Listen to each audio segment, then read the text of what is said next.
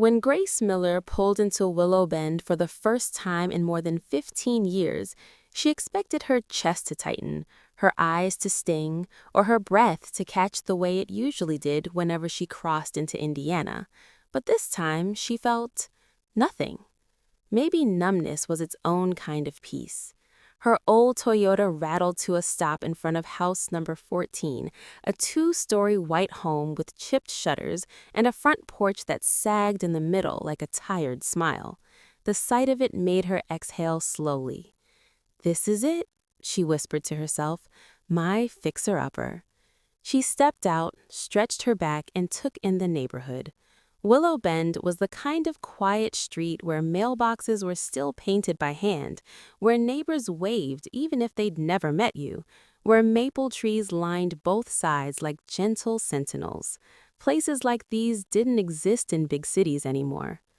Grace was a nurse, 32, single, and weary in ways she rarely admitted aloud.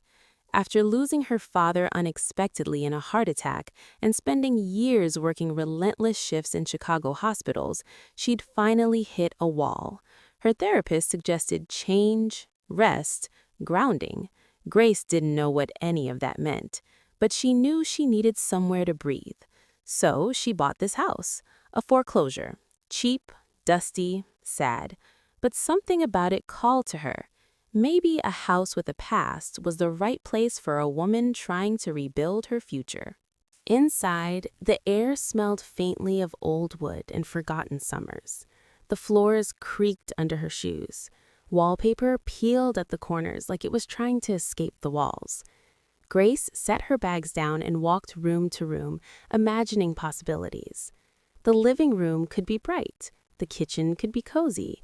The bedroom could finally be somewhere she slept without alarms or emergencies. But upstairs, in the hallway, she noticed something odd. A narrow vertical line on the wall, too straight to be a crack, too clean to be damage. She ran her fingers along it. It moved. A thin, hidden panel popped open just a little.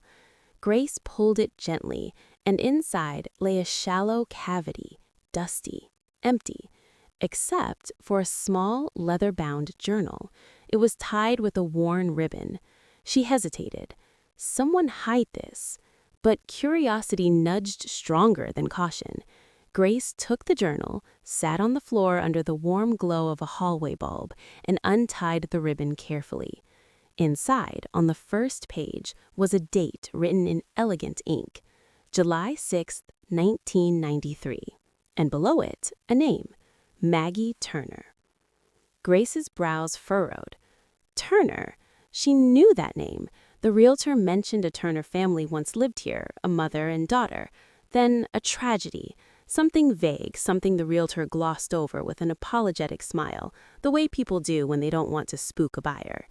Grace turned the page and began to read. "Mom says the world can't understand us.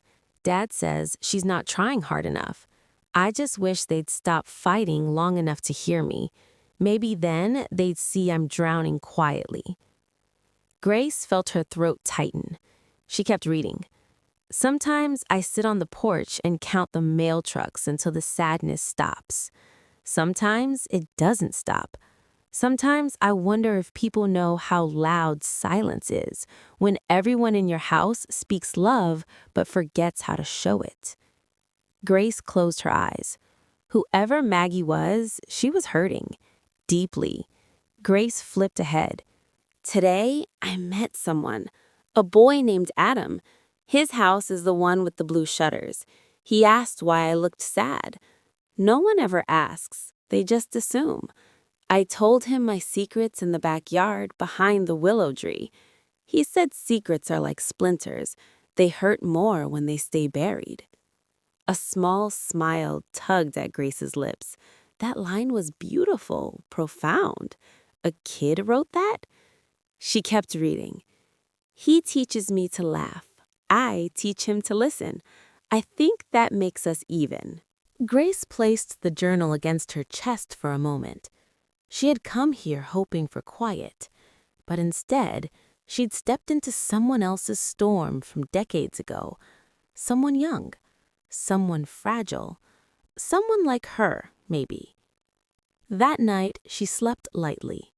The house creaked, the wind hummed, and Maggie's words settled in her heart like a whisper that refused to fade. The next morning, Grace brewed a pot of cheap coffee, sat cross-legged in the living room, and opened the journal again. As she flipped through the pages, the tone shifted. Maggie's entries darkened. Adam's parents are moving, he told me today. His eyes looked like broken glass. He said he'll write, but I know he won't. People say promises are real, but I think some promises are just pretty lies. Mom keeps crying. Dad keeps yelling. The house feels smaller every day. Sometimes I pretend the willow tree is a friend. Sometimes I pretend I'm a ghost, watching someone else's life.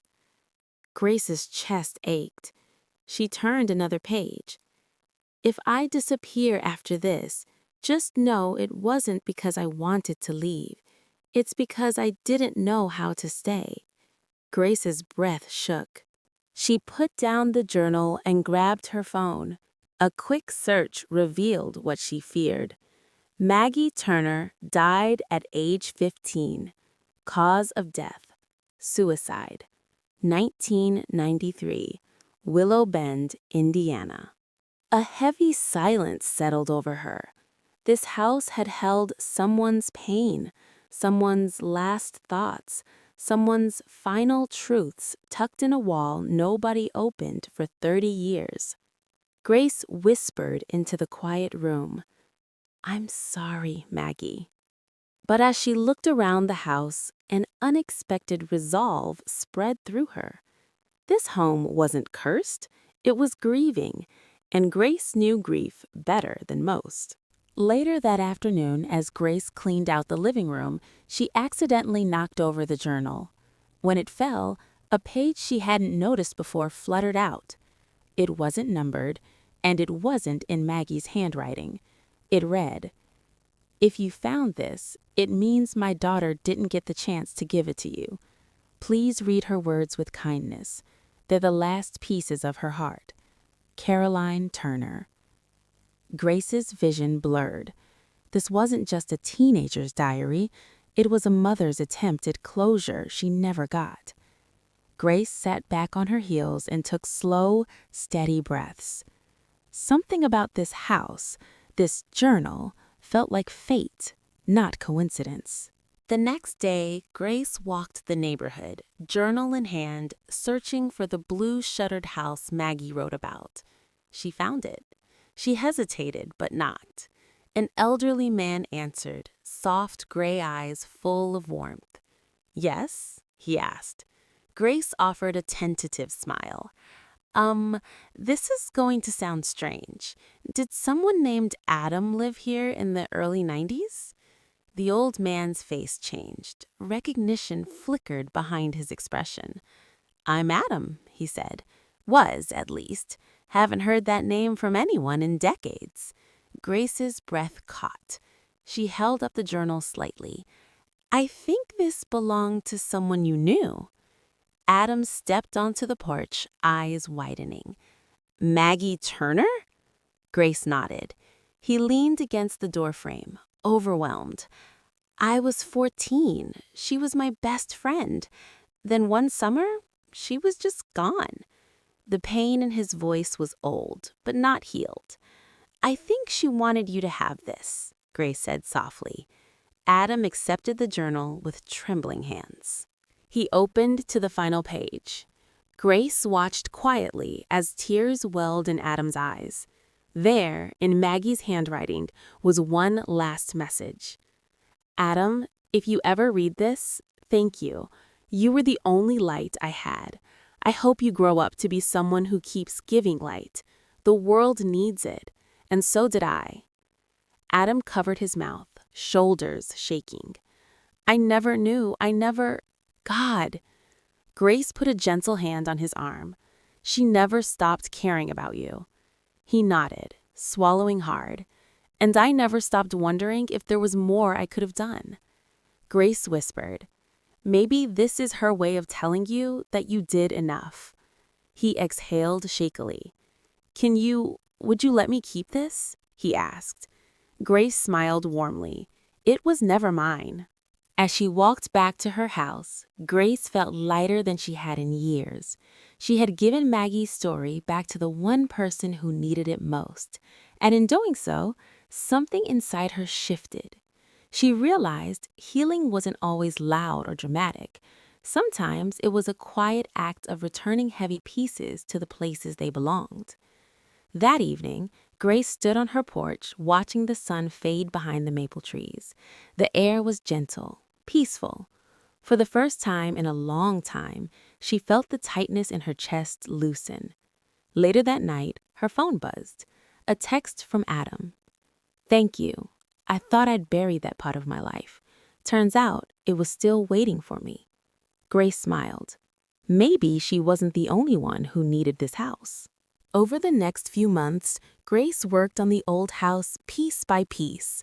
She painted the walls, fixed the porch, planted daffodils, and restored the creaky staircase.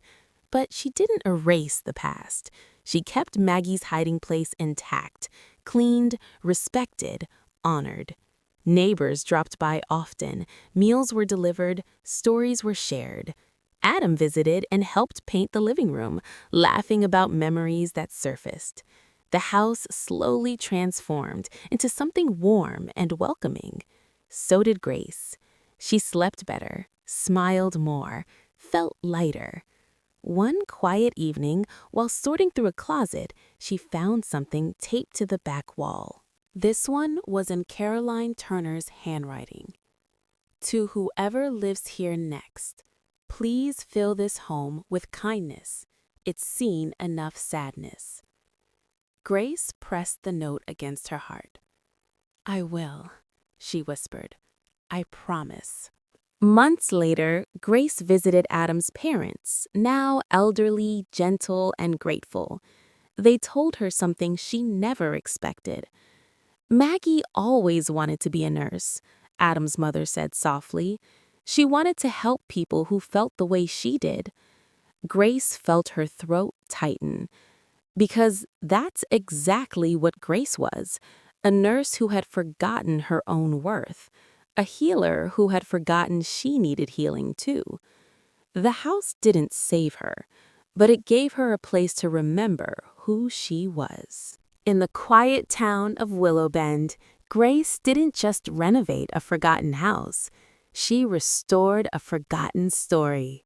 She returned a young girl's words to someone who loved her. She gave closure to a mother who never got it. She learned that healing doesn't always come from running away. Sometimes it comes from opening a wall, reading what was hidden, and choosing to keep going anyway. And Grace discovered something beautiful. Homes don't just hold memories. They wait for someone who needs them, someone brave enough to listen, someone willing to heal. And sometimes that someone is you, if you want.